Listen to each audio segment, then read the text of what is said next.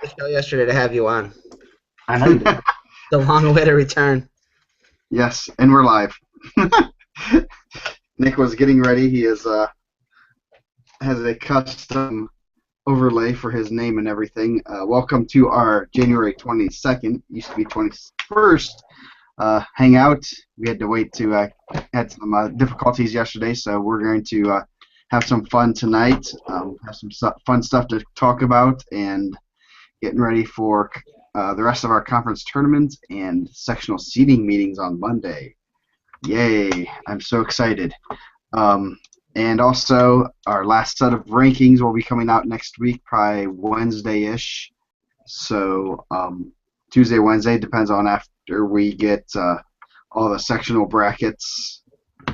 They're all on track, so hopefully we don't have to worry too much about seeing them and such. So we make sure everyone's slotted in the right weights, because there's always a few that change weights at the last second. Mike, do you know any ones that you're kind of watching out for that might be changing? Some of the top guys. I know we've talked about a few of the guys dropped down and stuff lately. Any ones that you're kind of keeping your eyes on? Yeah, I'll be interested to see. Obviously Ferguson's been out, so you're kind of interested to see if he's going to be in. I know he's been weighing in. Myron Howard Anderson, you heard he's going to be back. He's been out. He's been injured. And then some of the guys, even from early on, like a Bailey LaHue who's been hurt, maybe gives it a run for the sectional. Mason Coffer also from Coyan.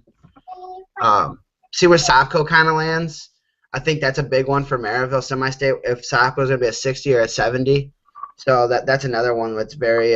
It sounded like 60, but maybe they say, hey, they wrestle Hughes again this weekend, and maybe 70 is more for us. Yeah, those will be interesting. There's also Tristan Tante is one that we were talking about last night, about kind of wondering where he's going to go, and just some other guys that have the options of going different weights, and they're looking for team runs or them individual wise. Some of them, there's kind of a surprise to see Sopko down to 60, and then even Corey Hinkle dropped down to 182 last week out of the blue. So, and even Yeah. it even surprised his dad, I think, from the message I got. I told him I have a little bone to pick. I thought he was going to go 95 all year, and now he's down to 82. So, he's definitely a contender there at 182. So, Yeah, I think both those like guys. that, make some of the upper weight. Really, both those guys could be semifinalist or better. I think Tristan's good enough to be a semifinalist, and I also think that, obviously Hinkle's a returning semifinalist.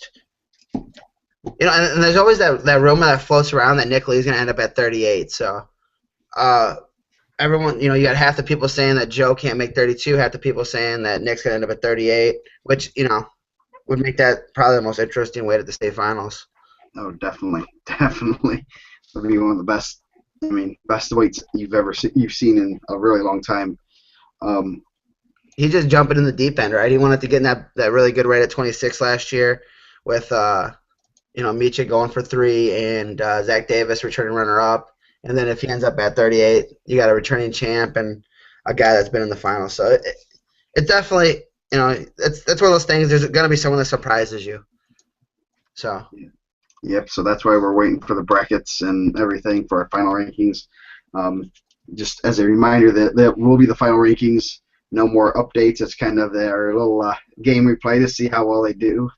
We will increase it to 20 people ranked, just so Mike can cover his butt in case some state ranked guys knock each other out in the ticket round. So definitely, It'll be interesting. I know it's fun to kind of see how everything plays out, and kind of wondering, who are those dark horses that we might have been off the radar or just right under the radar, that comes through. Yeah, I think that's like one of the questions that people see me at state and they'll ask me, like, "Oh man, you were so far off." It's not my pick the champions. I'm not like, hey, these are the guys, this is my top 8, I'm going to think, and these guys are going to qualify, because the single state system where you're you're getting a lot of ranked guys wrestling, and Connor Knapp and Sawyer Miller were probably medalists both last year, and both those guys are wrestling the ticker on.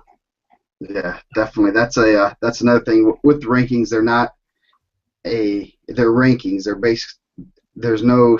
I mean, there's not four people from Fort Wayne, four from Newcastle, four from Evansville, and four from Maryville in the rankings. They're how you know how good is each kid, and it's not so that it's not as predictions for top eight. Obviously, most of the time it's probably going to be you're going to have enough separation that there's not going to be six kids in the from one semi-state in the top eight, but same time it's more or less their rankings. They're not predictions on how they're going to place the state. You'll see as predictions the week of state. Yeah, and I usually do pretty well in the pick'ems for the site. You know, Obviously I'm not gonna be like, well, these are my rankings. I'm gonna stick right to them because some of the guys that haven't taken a loss maybe I think are a little too high, and I'm not gonna put those guys out there right now. But and that happens. So it's like, well, how can you drop this guy? He hasn't lost all year. So maybe he's the fifth ranked guy. He's never taken a loss. You can't drop him to 10 because you don't maybe think he's coming from a tougher schedule with some of the other guys that do have a couple of losses. Yeah, definitely. So I'm kind of getting antsy for the sectional time. I know it's kind of exciting, but it's also a little bit depressing that the end of the season is it's 4 weeks away. So actually, is it five? Yeah, 5 weeks away. So be definitely something I'm looking forward to. I'm looking forward to the last rankings, and we get to see a little bit of the watch list. Four more guys on each weight will be ranked. So and usually about 85% is kind of what we get as far as ranked wrestlers that qualify for state. I think that's been kind of the thing the past couple of years. That's not too bad, especially when you see semi-states where maybe you do have four or five guys that are ranked and two of them knock each other out. So that kind of hurts them there. So And you kind of get some things that you don't really foresee too. Guys that get injured, maybe like last year McCloskey was injured. He was ranked and then ends up being hurt and can't wrestle. So last rankings, we won't update them. That'll be it. I'll be done for the year. Then I just become a fan, which is what I do most of the time. But then I have to work Sundays. so anyway, any speaking of the rankings, any big changes this past week? No, actually, this is like one of the ones I felt like really held up. Uh, it wasn't a ton. You get a lot of fluctuation, like 12 through 16. Those guys really traded around, but the top guys really held up this week. I don't think we had any number ones change. We put Ferguson back in with the Wayans. We put Myron Howard back in after we had talked. I talked to some people and they said he was going to go. A couple guys that have been right there. Weaver beating Skaggs, so he slips back in, and I think those guys have all been on the. I know Weaver was ranked last year. I don't know if he was always in this year, but a lot of those guys were right on the borderline. So like a lot of the 16s and stuff would change. Colin Pointer beat Dombrowski, so he went from like what could have been like 18 to 13, and Dombrowski falls back, so it kind of knocks everyone back one. Wyatt Miller took a loss, so Demeen got back in. So really not a lot of change up top in a lot of the spots. So this is probably one of the least like rankings where you still had some good matchups, but they kind of played out how we kind of expected them to. Yeah, we'll get some more good ones this week with more usually I think it's about half and half as far as like conference tournaments, and then you also have the what's the one at Hobart? I can't remember Gary Burkhart, yeah. Gary Burkhart. And I think they've kind of taken that down the last couple of years. I know Mishawaka used to be there. They might still be there, but I know they were there. They were when I was in high school. Yeah, I don't know if they're still there now, though. And that's another thing to keep an eye on, especially, they've had Forte out, too, for sectionals coming up. I guess he got banged up pretty good. I didn't think he was as hurt as he is at Al Smith, and he's been out, so. Yeah. Oh, they have. The brackets are up for that. Yes, Mishawaka is there. It's Frankfurt, Griffith, Hammond, Morton, Hobart, Lowell, Mishawaka, North Newton, and Portage. So definitely, I mean, Which you're gonna get to see Drew Hughes and Sopko again. I don't know. I haven't looked at the brackets at all, so I don't know if they're both in at yeah, 60 or not. But I would assume they were. yep. Well, they're kind of fancy there. They have the weights with +2, so it's 108, 116. I like that. 115. That just totally looks weird to me. Just looking at the brackets. They don't have all the brackets up yet, but they have most of about half of them. So you see Lawrence and Miller. Yeah, so it should be a good weekend of wrestling. So I'm That's what excited. I'll be this weekend. You're what? That's where I'll be at this weekend, hanging out, watching wrestling, probably talking to people. Maybe I'll just be in a corner hiding out. Oh, you might get Rights in Black 3. Yeah. Who pins who this time? It's like middle school. They're just gonna pin each other every time. And I drove out to Lowell Saturday, and that one ended up not happening. So that was kind of a disappointment. Yeah. Not that Lowell's so far, but and then you got to see Sopko Hughes. But I really went to see. I was at the first Reeds in Black, and it was pretty good. It was pretty quick. I didn't think it was gonna be that fast, obviously. And then I got to see the second one on video, and it made it to the second period. Maybe this one will go all three this time. Yeah, that'd be worth the price of admissions. There's some good matches there. Got some most of the Northeast area has conference tournaments this weekend. I'll be at the last ever Northeast Hoosier Conference event this weekend, so it should be some good matches. Some of the weights, 126 is loaded. I mean, flip a coin to see who's going to win that weight. Have some good matches at 120. Always a pretty tough conference. A lot of very tough kids, so we'll be seeing how that goes. Where are you going to be staying home in your warm, comfortable bed there, Nick? No.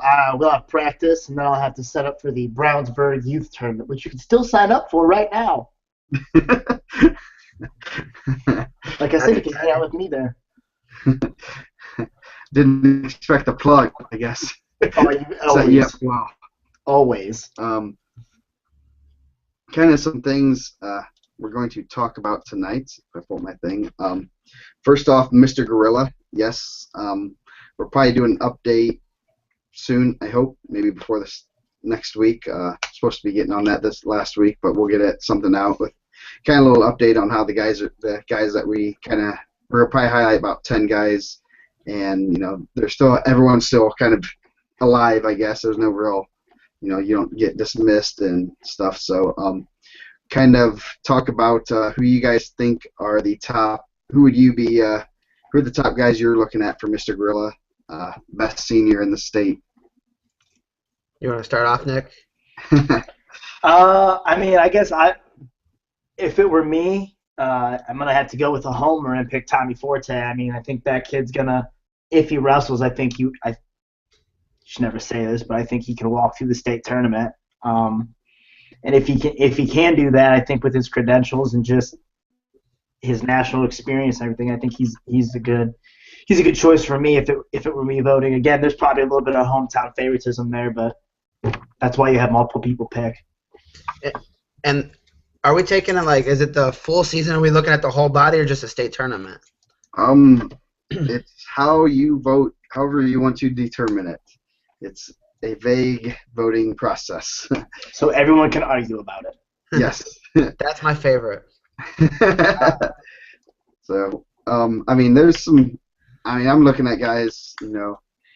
Someone like Sawyer Miller wins 120. How is he? I mean, he's in the mix. He went in one of the best weight classes. Or even Elliott comes out of comes out of nowhere, but wrestles. He only has 2 losses on the year. I'm looking. I mean, you have guys that are gonna come.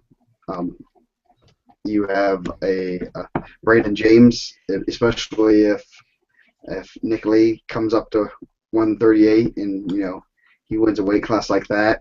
I mean, there's a lot of good guys. 170 is absolutely loaded.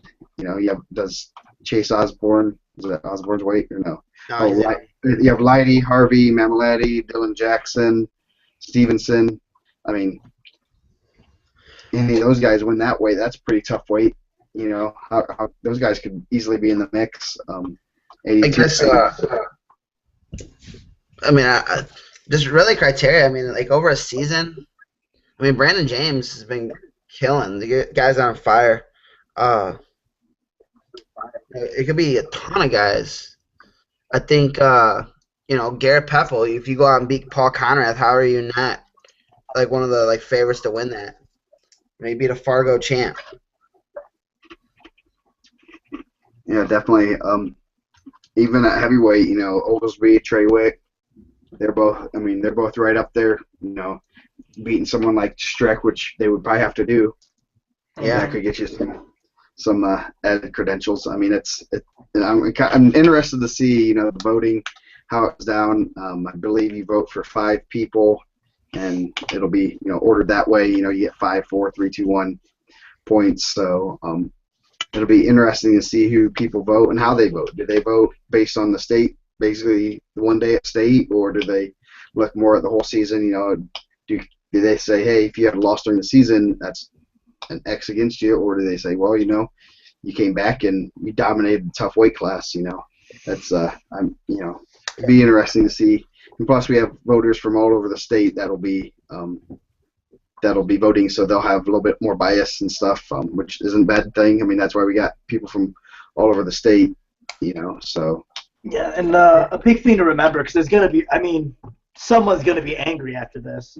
So-and-so should have got it. So, everyone on this, like, just saying so-and-so didn't win, it's not knocking it. This list of seniors is, if I were to wrestle them, it wouldn't be close. They'd rip my arms off and beat me to death with them.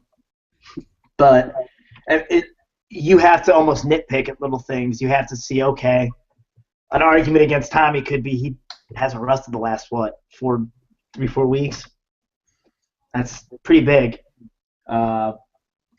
Pepple, he only placed the last 2 years. What did he do his freshman year? You have to look at all that stuff, and it's nitpicky, but when you're getting to who's the best of the best, and that's what you got to do. Yeah. And you'll get one of these nice, big trophies. You can tell like how big it is because Joe has a really big head. I don't want to start a count, but Nick Weaver says Tommy Forte should definitely win, no question. So, well, there it is. Why do we even have a vote? Exactly. Nick Weaver said, I'll give it to. I'm driving to Mishawaka tomorrow to give it to him. Tell my parents I said, hey. What if someone just comes out and goes bonkers? Like, what was the kid from Leo that was kind of off the radar, Woods, and just comes out and smashes the tournament? Like just some guy that just comes off the radar, just like, hey, I'm just gonna put the best state finals together I can put together. Yeah, exactly. That's a kid that definitely. That's one that he looked like the gorilla. Yeah. But no, that's one that man, he could slip in and catch some people, get some votes, and who knows what happens.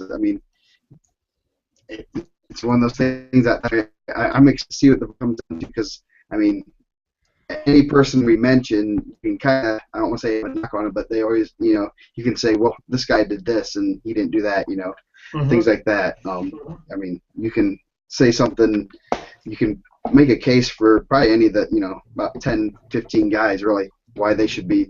And even some of the guys that, might not be state champs, but are right there, they're probably going to get a little bit of votes. I can see there's quite a few guys that are a couple time, 2 or 3 time placers already, and they're just, they ran into studs every year. They've ran into guys like Red or Leachich and things like that. So someone might be giving them guys some votes.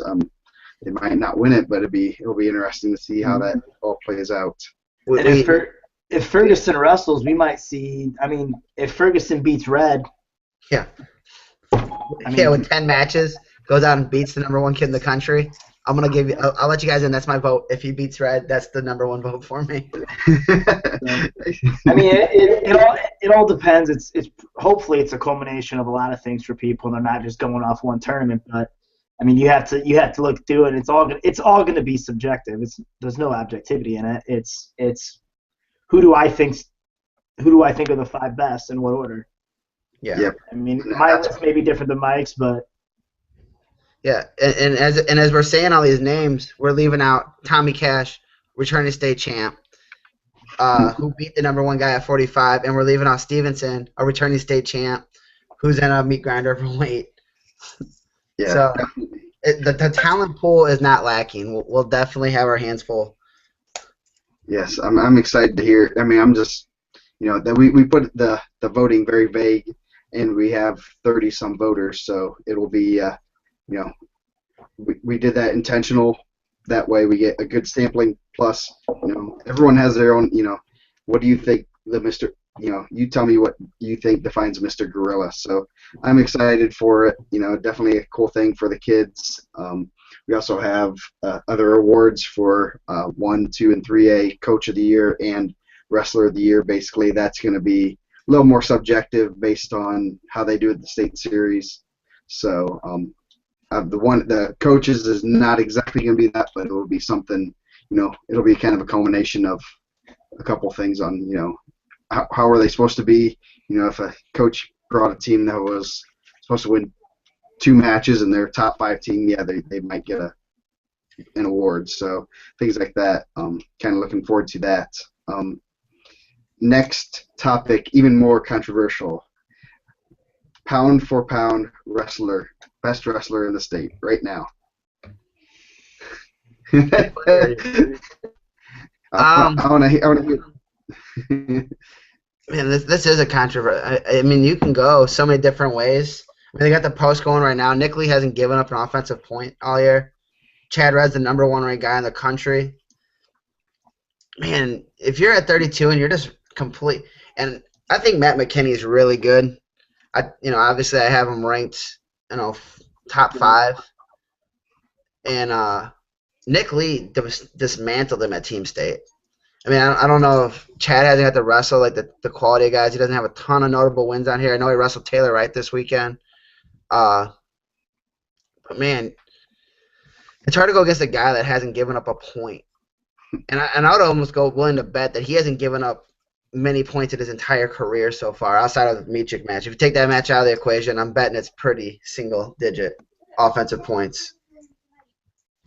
Yeah, that's the 3 big names that come up, or actually probably 4. You have Forte is one, Nick Lee, Chad Redd, and then Brandon James. At least as of right now. You throw in Tommy Cash, but I think he might get thrown out a little bit because he got beat by James. But you look at those 4, and the interesting thing is a few of them have wrestled. Like James beat Red last summer. Last spring. So that's one of those things you look at. I look at that match, and you look at the 2, and they're in different weight classes. I mean, James cut down to 120, which was 125 at Flow Nationals after he wrestled 32 all season, and Red wrestled the same weight class. And I mean, there was 2. You could tell there were 2 different weight classes. So it's one of those things that, I mean, do you count that win, or do you kind of, they were literally 2 different weight classes. I mean, James looked huge. So, man, Red's won 2 titles. He's done something no one else in the state right now has. And that's 2 titles, hasn't been beat. Won Fargo, won Super 32, won the 2 biggest tournaments, and he's had a few big names, I guess, have been visiting the Dragon Room this week. Yeah, I stopped there for a little bit. It wasn't. What, you were there? Is that what you said? Yeah, some big. I showed up. We chatted a little bit. It was no big deal. Is that so? I've heard some big names have been around, so he's opening some eyes around the area. You mean is like Tante there? I mean, some big names, Pendowski? No, ISWA University State Champ Nick Wiesjan. Are you recruiting him for old Sean Nelson or what? Oh yeah, definitely. He seems like that's probably right where he belongs. Yes. So no, I mean that's the one thing. Yeah, it's the pound for pound is just as fun to talk about as the as the Mr. Gorilla. I mean, it's subjective. How do you say someone's the best pound for pound wrestler? I mean, obviously, you put Sean Strick against anybody, he's probably gonna break him in half and do bad things to him. But I mean, if they are all at the same weight, how would they do? What's your opinion, Nikolai? I'm probably Red Lee, Forte James would probably be mine. I get Brandon beat him this week, but like you said, I think there was some weight help there. Again, that being said, if Brandon James were to wrestle me right now, it would last 4 seconds and it wouldn't be worth anyone's time. I think you could throw Cash in there. I mean, I'd throw Brayton Lee somewhere on that list. Low, probably. I don't think he's up there yet, but I think just from what I've seen as a freshman, and I know he's one of our guys, but I've never seen a kid who's a freshman like this, Nick Lee maybe, who just walks out and just expects to win every match and goes out and does it. It's just something that I find really amazing. But that, like you said, the list, as I go through the rankings and look, the kids who are just studs, like, should Strick be on there? Maybe. I mean, he's scary. He's scary good. He's really big and terrifying. Ripel should definitely be on that list somewhere. I would say probably a top 5 kid. Yeah. I got to see the match with Randy Scott, 2 All-Americans, and Blake looked really good. And even like Kobe Woods even. I mean, he had a decent offseason. I know he won Folkstyle Nationals. I don't know if he placed in Fargo or not. Yeah, he placed both styles. He was runner-up in freestyle and placed 7. Yeah, I mean, again, a lot of these kids, I think the top of the list I have pretty solid where I would think, but it's that 5 through, if I were doing top 10, it's 5 through 10 where that list of names could change. Yeah, I guess we did forget about Ripel. Ripel, I mean, he's another guy that, I mean, we were talking about it today at practice about, that CJ had some guys looking at him, some big names, and I'm like, I think Ripel might be a hotter commodity because he is a bigger guy, and he's good, and he's not gonna play football. He's 100% wrestling. Yeah. And I know just from talking to wrestling, college coaches, they're like, I'm gonna throw more money at a heavyweight or 197 pounder, because I know it's hard to find good ones that are dedicated to wrestling. So that's one thing. I mean, you look at it that way. I mean, Ripelo's probably a hotter commodity as far as colleges are looking at than even number 1 ranked guy in the nation, because these coaches know that this guy's 100% wrestling, and you're not gonna find talents like that at heavyweight or the upper weights. So I mean, that's one of those things where can talk about ad nauseum about who's how do you consider your pound for pound, but definitely a fun subject to talk about. Oh, and even to that, like, you could throw a Drew Hughes in there, a guy with a couple career losses, and he brings an element that a lot of guys are not going to be ready for. He's just probably one of the better, if not the best, top wrestler in the state. Oh, yeah, definitely. He'd be in my top 10 easily. I mean, he'd probably easily be, around the 5-6 range. I haven't, put it down on paper, but he's right up there.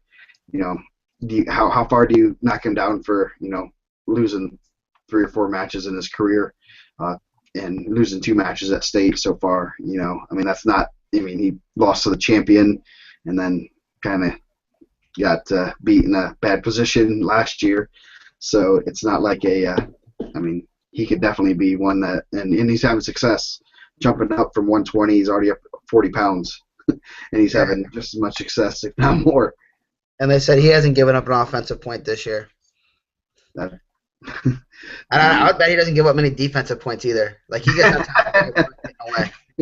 Like, he wants to be there. It kind of changes the match. Like, and that's kind of what happened with that Topco match. It was very much like, Scotty couldn't take him down, and then, like, your choice, like, no, we're going neutral. So Yeah, definitely, he'd be on the list. I mean, I love doing the pound for pound. It's fun to talk about. It's definitely, I mean, you got to throw in a lot of different names, a lot of guys that are having great seasons, you know, and you got to look at a lot of guys that have had great careers, and even the younger guys, how good are they compared to, each other, guys that place at state versus someone that hasn't. So, um, it's definitely an exciting thing. Like yeah, to think maybe like, hey, can we get and a lot of guys do that. They'll chase the matches. Like Paul Conrad was chasing a ton of matches.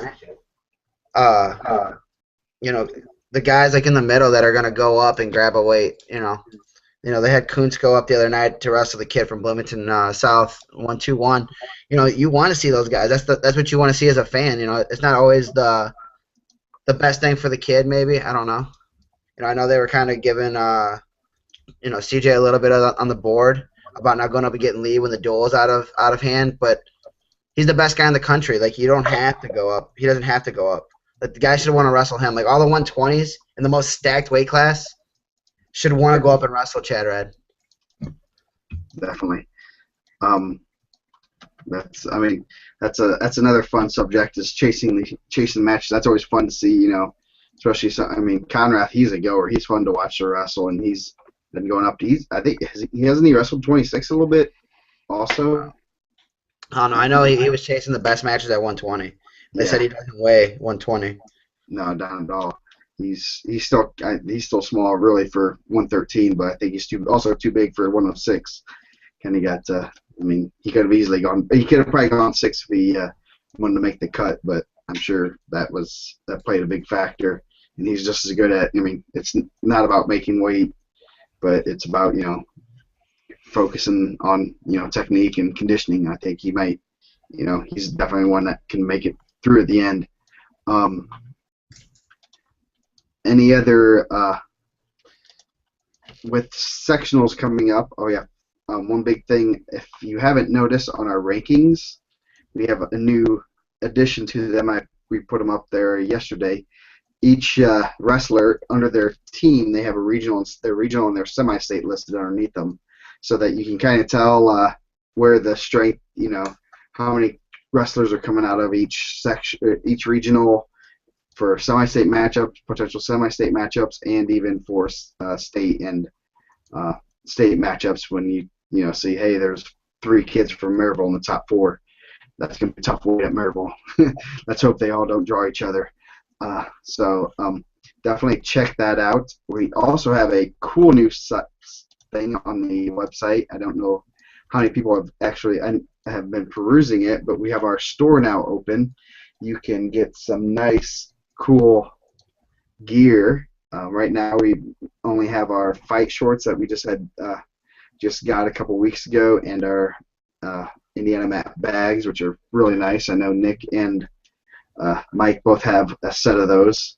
So very nice stuff, and if you want them, buy them on the website. You can buy them. There's very limited quantity.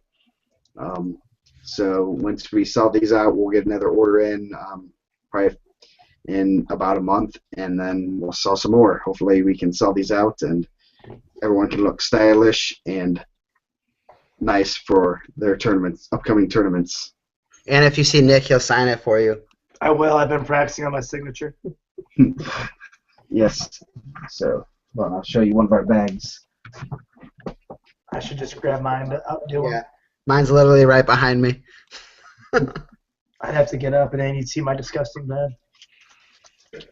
We have the bags that are nice and big. They hit 800-pound gorilla and Indiana mats on the side. These things you can fit probably a Nick John in them, maybe a smaller Nick John. Yeah, not I break the weight limit. And then the shorts are really nice. So make sure you guys visit our store.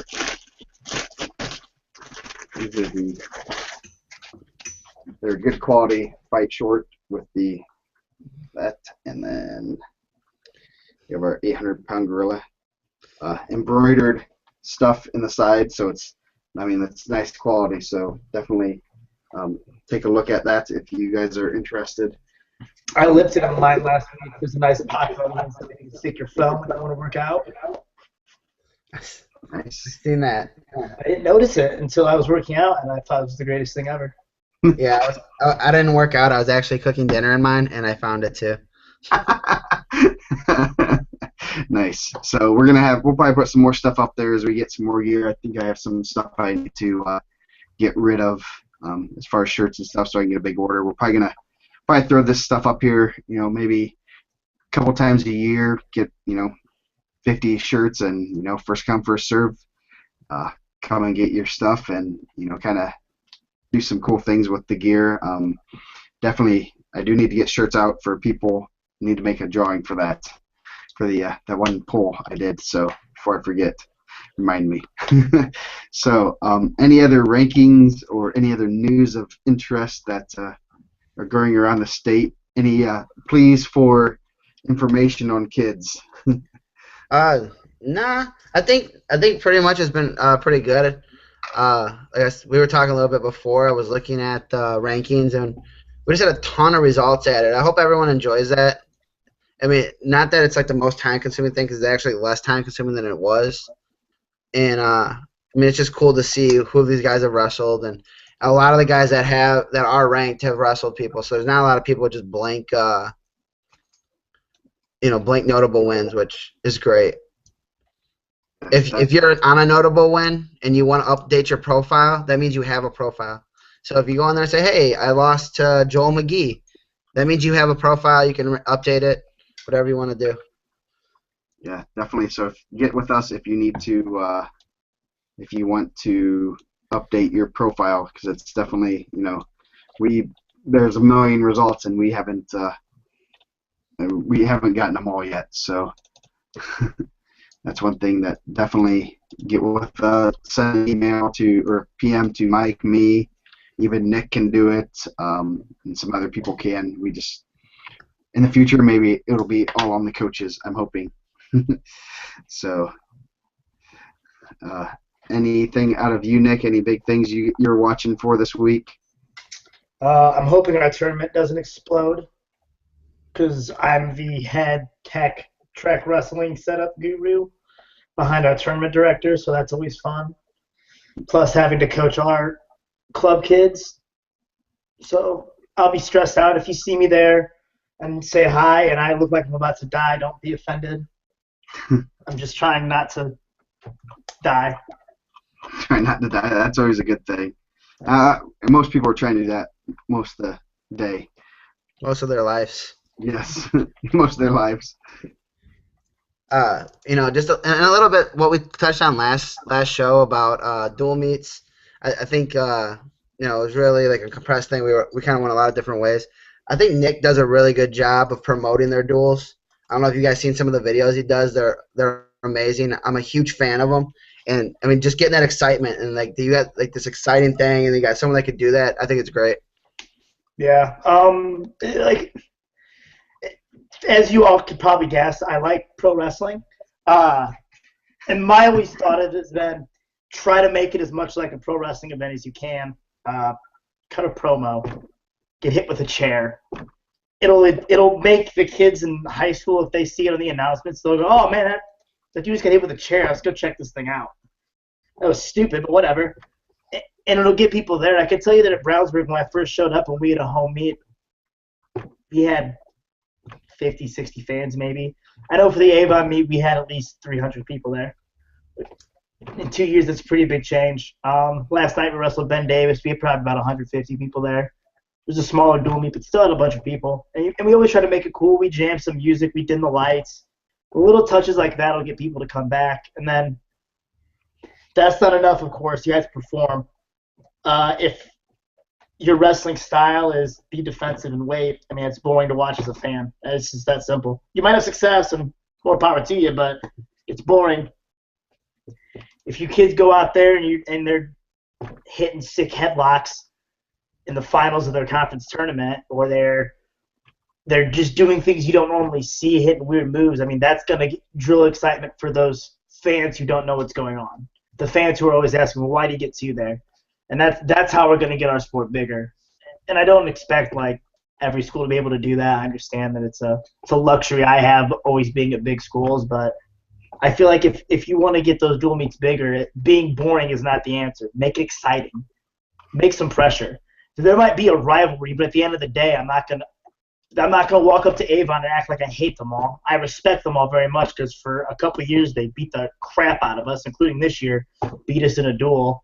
But yeah, there's a rivalry there, so let's have some fun with it. Let's drill some interest up for the community and the people around and make it exciting for everyone. It was the same thing at Mishawaka, and we're doing the same thing here. So.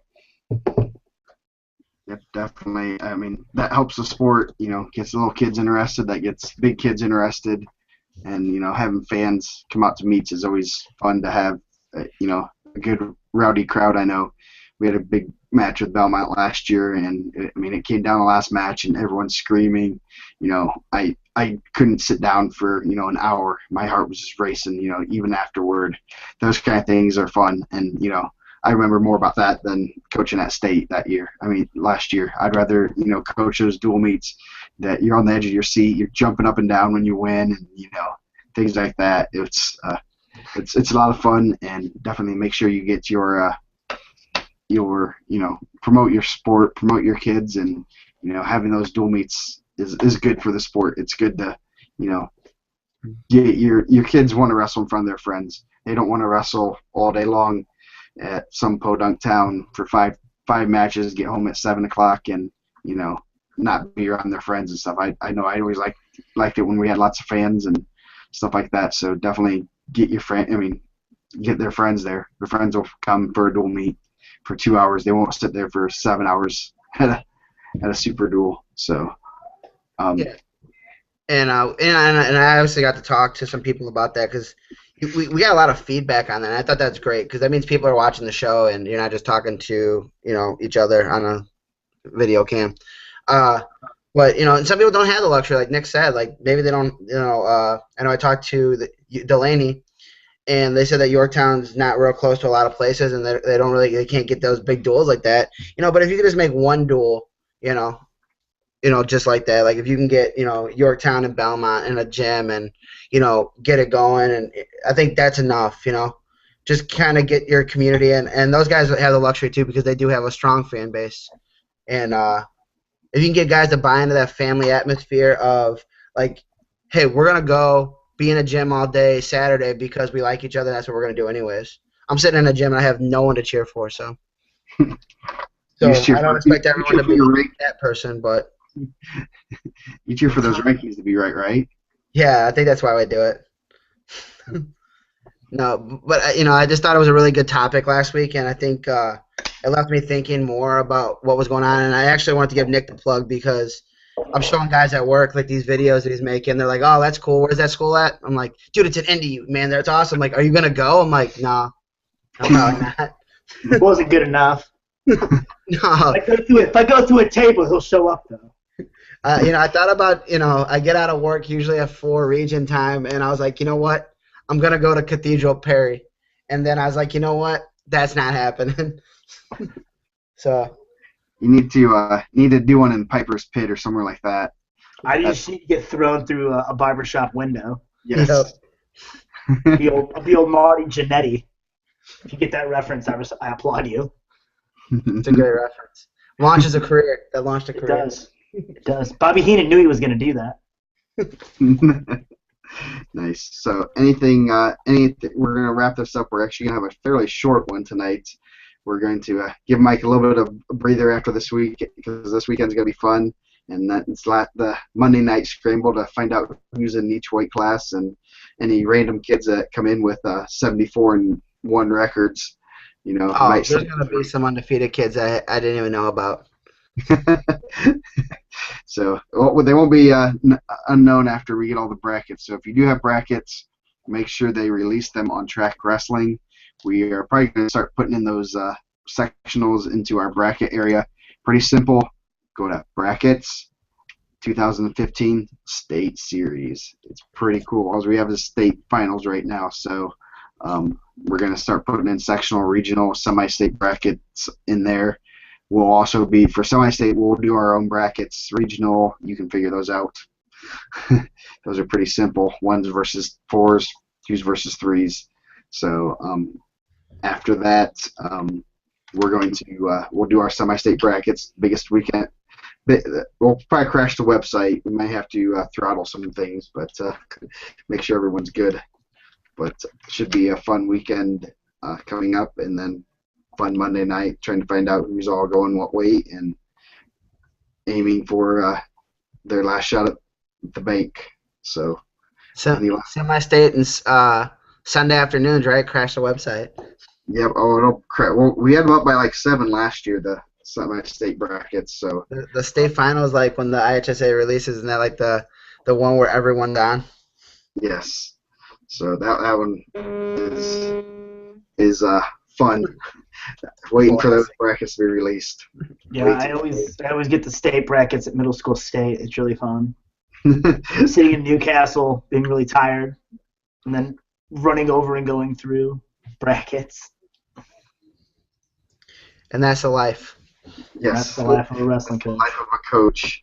So anyway, we'll wrap this up. We'll be back next week, probably Wednesday-ish would be my guess. Depends on rankings, depends on what we get back from all the sectionals, if we get all the brackets released. So they'll be on Track Wrestling. It's a matter of them being open for all of us to see.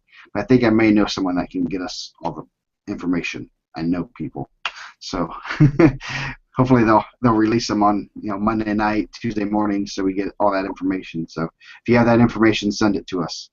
Thank you, and we'll be back next week.